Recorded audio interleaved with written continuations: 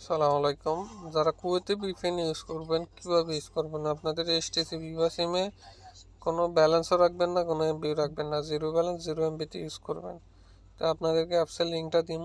অ্যাপসের লিঙ্কটা দিলে অ্যাপসের লিঙ্কটাতে ক্লিক করবেন। ক্লিক করে আপনার ইনস্টল কীভাবে করবেন আমি সেটাই দেখাই। ক্লিক করবেন।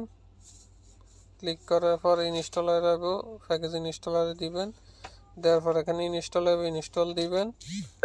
ইনস্টল দেওয়ার পরে এখানে আপনারা সরাসরি অ্যাপসে চলে যাবেন। এই যে অ্যাপস, এখানে হলে একটা ইউজার চাইবে, একটা পাসওয়ার্ড চাইবে, সেটা আপনারা আমার থেকে নেবেন। ঠিক আছে।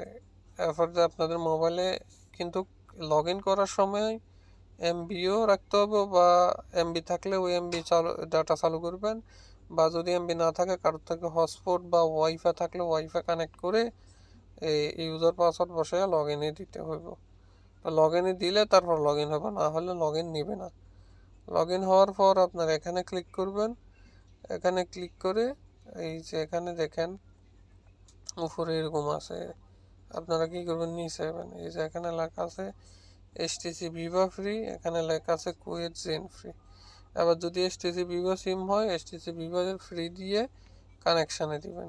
ঠিক আছে, তো এইভাবে দিয়ে কানেক্ট করবেন।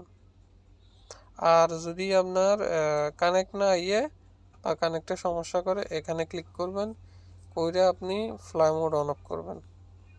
ঠিক আছে, এই যে ফ্লাই মোড অন করে দিয়ে কানেকশানে দিবেন। আর যদি জেন সিমে চালান, এখানে ক্লিক করবেন।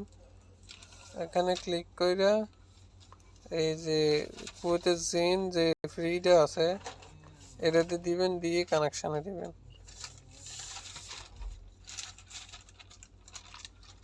এই যে এখানে কানেকশানে দিবেন, এটাতে কানেক্ট দিয়ে কানেক্ট করবেন।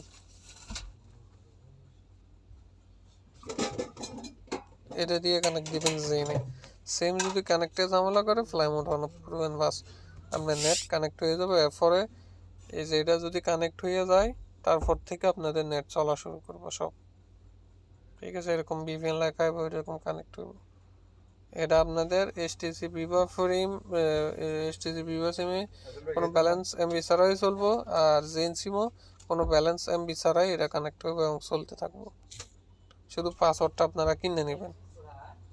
ঠিক আছে। আর যদি টেস্ট করার পর আপনি যদি লগ আউট করতে চান, এখানে ক্লিক করে লগ আউট করে দিলে লগ আউট হয়ে যাবে। তবে আবার লগ ইন করার সময় ইউজার পাসওয়ার্ড ডাইলা তারপরে ওয়াইফাই কানেক্ট করে বা ডাটা কানেক্ট করে আপনার নেট যেটাতে আছে এটা দিয়ে লগ ইন করা লাগবে লগ আউট করলে।